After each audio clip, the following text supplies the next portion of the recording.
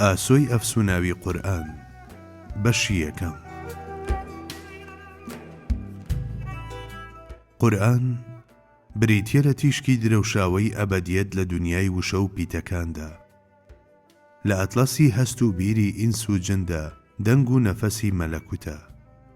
کاتێک ڕۆژی خۆی هاتوو لە ناو سەدەفە بێوێنەکەیدا گۆڕا بۆ مرواری، ئیدی ئەو کات وتەی زێڕنگەرانی وشەش لەگەڵ جوانیەکدایەکی گرت کە سیس و زەرد و ماد نابێت.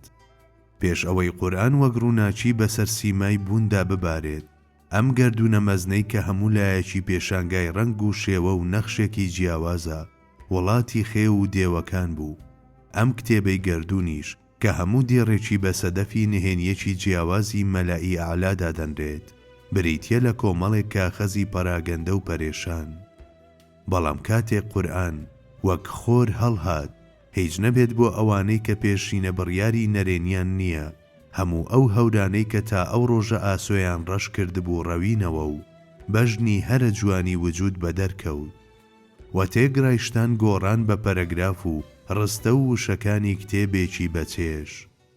بە بیسترانی دەنجی ئەو نورە بۆ چاوی دڵان دابەزی، و هەستی کوڵسەندووی ناوڕۆحەکان و ئەو زمانانەی کە ببوون بە وەرجێڕی ئەم هەستانە پێکەوە دەستیان بە وتنی گۆرانیەکانی ڕووناچی کرد. بەڵێ، لەو ڕۆژەوەی کە دڵان و چاوان بەهۆی ئەوەوە ڕەش بوونەتەوە، چەندەها مەتەڵ دەربارەی گەردون کە هەزاران ساڵ بوو چاوەڕێی وەڵامدانەوە بوون و چەندین کێشەی یەک لە ناویەک چارەسەر بوون و پەیوەندی نێوان مرۆڤ و بوون و بەدیهێنەر وەک مانجی چواردە دەرکەوت. ئیدی سەرجەم تەلیسمەکان بەرجی مانایان پۆشی و لە خولگەی حیکمەتدا جێی خۆیان گرت. هەروەک قورئان سەرچاوەی زانستی دروست و بیرکردنەوەی دروستە، کانگای گزارشتی ڕاست و گفتاری مەنتیقیش دیسان قورئانە. یەکەم دوێنراوی شکۆمەندی ئەو سەرداری هەموو پێغەمبەرانە و ئەو فورقانە خاوەن شکۆیەش سوڵتانی سەرجەم کتێبە ئاسمانی و نا ئاسمانیەکانی دیکەیە. ئەوانەی پێشخۆی لە پێناو دانانی نیشانە یان ئاڵا لەسەر ئەو گوزەرگایی ئەو پێیدا تێپەردەبن هاتوون. ئەوانەی دوای خۆیشی لە پێناو دانانی شەرح و حاشیە لەسەر ئەو هاتوون. کۆنەکان لە وێنە میسالیەکاندا و تازەکانیش لە وێنە وجودیەکاندا و لەو کاریگەری و گۆڕانکاریە مەزنانەدا کە ئەو هێناویە تێگۆڕێ، ئەویان بینیوە و ناسیویانە و ناوی سوڵتانی وتەیان لێناوە و لە ڕێزی زۆریاندا بۆی زمانیان قودداوە و ملیان بۆ کەچ کردووە. کاتێک قورئان ڕەنگ و تیشکە جۆرا و جۆرەکانی بۆ سەر زەوی دەنارد، ڕۆحە نرخشناسەکانیش چاویان لە ئەو دانەبڕیوە و بە هەمووبوونیان ڕوویان لەو کردووە. بەڵێ، کاتێک ئەو وەک ڕووبارێک لە ئاسمانەکانەوە دەباری و دەڕژایە ناو سینەکانەوە، دڵە هۆشیارەکانیش سینجیان بۆ دەکردەوە و هەوڵیان دەدا تەنانەت دڵۆپێکیشی لێ بە فیڕۆ نەدەن. ئەو بە هەڵمەتێک دەنجی خۆی بە چەپەکترین شوێنەکانیش گەیاندووە و هەموو ئەو لرخە شومانەشی خامۆش کردووە کە پزیسکی ئاگر فڕێدەدەن. لە هەموو ئەو فیکرانەدا کە پێشینە بڕیاری نەرێنیان نەبووە، هەستی هاژەی کەوسەری بوژاندوێتەوە و ئاگری هیجرانی ئەو سینانەی کوژاندوێتەوە کە فەتحی کردوون و هیوا و ئارەزووی ویساڵی لەسەر جەم ڕۆحەکاندا خرۆشاندووە. سروشتە هەرە سارد و سڕەکان بەهۆی ئەوەوە گەرم بوونەتەوە و ئەو دڵانش کە بە ئارەزووی ئەبەدیەت هەڵدەقرچان فێنک بوونەوە. لەم دونیا فانیەدا کە هەموو تازەیەک کۆن و گەشت نوێیەک زەر دەبێت، ئەگەر شتێک هەبێت کە هەمیشە بە ڕەنگاوڕەنجی و تازەیی بمێنێتەوە، ئەوە قورئانە. بەڵێ، لەو ڕۆژەوەی کە ئەو دابەزیوە، سەرڕای هەموو ڕەشە باپێچەوانەکان و زوقمی لە ناکاو و بەفر و زریانی ناوەخت و کەش و هەوای سەخت و گۆڕانی هەلومەرجەکان، تاکە کتێبێکە کە ناوەڕۆکی خۆی پاراستووە و ئاسمانیانە ماوەتەوە. لەبەر ئەمە هەر کاتێک قورئان لە سینە پڕ لە جۆش و خرۆشەکانەوە بەرز ببێتەوە، ڕۆحمان وا دەزانێت سفرەیەکی تازە نازڵبووی خوایی و هێشووی خورمای بەهەشتیە. هەر کاتێک ئەو گەوهەرەکانی ناوی خۆی بڕژێنێتە دەرەوە، دڵانی باوەڕدار بەرز دەکاتەوە بۆ ئاستێک کە تێیدا بێباک دەبن بەرامبەر بە سەرجەم سەروەتە دنیاییەکان. قورئان گردبەندێکە لە گوفتار کە لە وشەخواییەکان پێکاتووە، کۆتا مەنزڵی ئیدراکی مرۆڤە و زانستی لێدەڕژێت و نەخشێکی زۆر ناسک و وردە، نەخشەی هەموو بوونە و لە تاڵە ئاوریشمە خواییەکان چنراوە. لە هەر جێیەکدا دەنجی ئەو ببیسترێت، هەموو ئەو گفتارانەی کە لە شێوەی وشەدان دەگۆڕێن بۆ ژاوەژاو. لەو بورجانەشەوە کە ئاڵای ئەو بەسەر لووتکەکانیەوە دەشەچێتەوە، تیشک بەسەر ڕۆحی مرۆڤەکاندا و بەردیش بەسەری شەیتانەکاندا دەبارێت.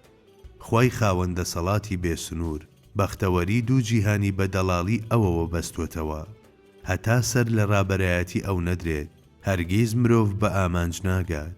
ئەو ڕێبوارانەش کە هانا بۆ پارێزگاری ئەو نابن، هەڵدەوەرێن و لە نیوەی ڕێدا جێدەمێنن. کامڵترین و کۆتاوتە کە بەبێ سەر لێ تێکدان و خەڵەتاندن ئەوانەی دوای خۆی بە ئامانج بگەیەنێت، ئەوە هەر ئەوە کە وتنی هاوشێوەی مەحاڵە، لە کاتێکدا کە بەو پەڕی ئاسانی لەلایەن هەمووانەوە و لە هەموو کاتێکدا تیلاوەت دەکرێت. ئەوانەی هاوڕێ لەگەڵ قوڵیە تایبەتەکەی خۆیدا هەستی پێدەکەن، هەموو ئەو شتانە دەبیستن کە پێویستە بیبیستن. ئەوانش کە بە تەواوەتی تامیان چەشتووە، هەر یەکەیان بە عەرشی ڕەحمان ئەژمار دەکرێن و دەنجی ئەوان هەمیشە لەگەڵ نەفەسی فریشتەکان دەستلەملانن. هەتا ئەو کاتەی قورئان سەرزەوی شەرەفمەند کرد، هەموو پێغەمبەرێکی پێش خۆی چراکەی بەسەر چاوەڕووناکەکەی ئەو داگیرساندووە و بیابانە وەحشەتناکەکانی چواردەوری بەهۆی چەند دڵۆپێکی ئەوەوە کردووە بە بەهەشت. تەنانەت لەو سەردەمە هەرە تاریکانەشدا کە سایەی ئەوی تێدا بووە، هەر یەکەیان وەک چاخێکی زێڕینی لێهاتووە. هەرچی ڕۆژگاری ئەوانەیشە کە تامی ئەسڵەکەی ئەویان کردووە، هیچی لە بەیانیەکانی بەهەشت کەمتر نییە. ئەوانەی سەریان لە دەرگانەی ئەو دادانەواندووە، هاوشانی فریشتەکان و لە هەرێمی پیرۆزی ئەودا هەموو شتێکی گیاندار و بێگیان بران. دەریا مەزنەکان لە بەرامبەر ئیلهامەکانی سینەیەکدا کە بە تەواوەتی هەستی بە قورئان کردووە، لە حوکمی دڵۆپێکدایە و لە پاڵ دەماغێکدا کە بە نووری ئەو ڕۆشن بوو بێتەوە، خۆر وەک مۆمێکی لێدێت. نەفەسی هەستپێکراوی ئەو لە دڵەکانماندا گیانی گیانەکانمانە و بەهۆی ئەو نورەیشەوە کە خستوێتیە سەر ڕوخساری شتان، هەموو بوون بەڵگەن لەسەر خاوەنیان. تەنانەت شەپەکترینی ئەو جێیانەش کە دەنجی ئەویان پێدەگات، وەک ئەوەی دەنجی سوورەکەی حەزرەتی ئیسرافیلیان بیستە بێت، لە پڕێکدا زیندوو دەبنەوە. ئەو دڵانەش کە شێوە تایبەتەکەی خۆی دەبیستن، وەک ئەوەی نەغمەیان لە حەزرەتی جیبریلەوە بیستە بێت، گڕوتینیان دێتە بەر. چونکە ئەم کتێبە، ئەم قورئانە سۆمای چاوە بۆ خەڵکی و هیدایەت و ڕەحمەتە بۆ ئەوانەی لە بڕوادا بێگومانن. بەڵێ، سەبارەت بە کەسانێک کە مەلەکە مرۆییەکانیان نەمردبێت، ڕەحمەتێکی تەواو و سەرچاوەی حیکمەتە. قورئان هەرگیز وەکو ئەو گفتارانەی دیکە نییە کە لە شێوەی پەیامی ناوچەیی لە سەردەمی منداڵی مرۆڤایەتیدا بمێنێتەوە و سنوورەکانی کات و شوێن تێنەپەڕێنێت و نەتوانێت تێیان بپەڕێنێت، بەڵکو ئەو سەرجەم کات و شوێنەکان تێدەپەڕێنێت و هەتا دەگات بە بچووکترین ئادابی عەقیدەش، موعجیزەیەکی فراوان و دەوڵەمەندی وەهایە کە وەڵامی تێگڕای پێداویستیەکانی مرۆڤایەتی دەداتەوە و هاوڕێ لەگەڵ قوڵیە تایبەتەکەی خۆیدا، تەنانەت ئەمڕۆژ تەحەدای هەموو کەسێک و هەموو شتێک دەکات.